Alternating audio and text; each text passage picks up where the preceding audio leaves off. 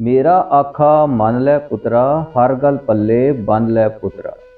ਮੋੜਾਂ ਵਾਲੀ ਰਾਹ ਨਹੀਂ ਚੰਗੀ ਤੇ ਨਿਤ ਬੇਗਾਨੀ ਚਾਹ ਨਹੀਂ ਚੰਗੀ।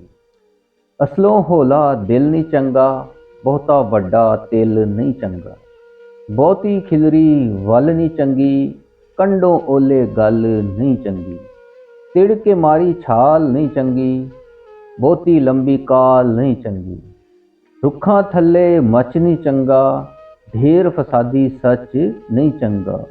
ਕੱਖਾਂ ਨੇੜੇ ਅੱਗ ਨਹੀਂ ਚੰਗੀ, ਸਿਰ ਤੋਂ ਭਾਰੀ ਪੱਗ ਨਹੀਂ ਚੰਗੀ। ਬੇਕਦਰੇ ਦੀ ਖੋਹ ਨਹੀਂ ਚੰਗੀ, ਬਦੋ ਬਦੀ ਦੀ ਮੋਹ ਨਹੀਂ ਚੰਗੀ। ਇਸ ਤੋਂ ਪਿੱਛੇ ਹੋਰ ਨੂੰ ਫੜੀਏ, ਪਹਿਲਾਂ ਕਰਦੇ ਚੋਰ ਨੂੰ ਫੜੀਏ। ਕਰਨੀ ਅਤ ਅਖੀਰ ਨਹੀਂ ਚੰਗੀ, ਤੇ ਕੁੱਤਿਆਂ ਅੱਗੇ ਖੀਰ ਨਹੀਂ ਚੰਗੀ।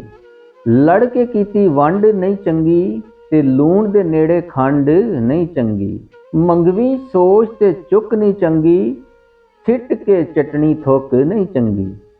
ਅੱਖਾਂ ਦੇ ਵਿੱਚ ਕਹਿਰ ਨਹੀਂ ਚੰਗਾ, ਜੇਬ 'ਚ ਭਰਿਆ ਜ਼ਹਿਰ ਨਹੀਂ ਚੰਗਾ। ਤੂੰ ਤੇ ਤਕਰਾਰ ਨਹੀਂ ਚੰਗੀ, ਹਟ ਕੇ ਬੈਠੀ ਨਾਰ ਨਹੀਂ ਚੰਗੀ। ਵੱਖਰੀ ਵੱਖਰੀ ਧੌਣ ਨਹੀਂ ਚੰਗੀ, ਐਵੇਂ ਕਰਨੀ ਚੌਣ ਨਹੀਂ ਚੰਗੀ।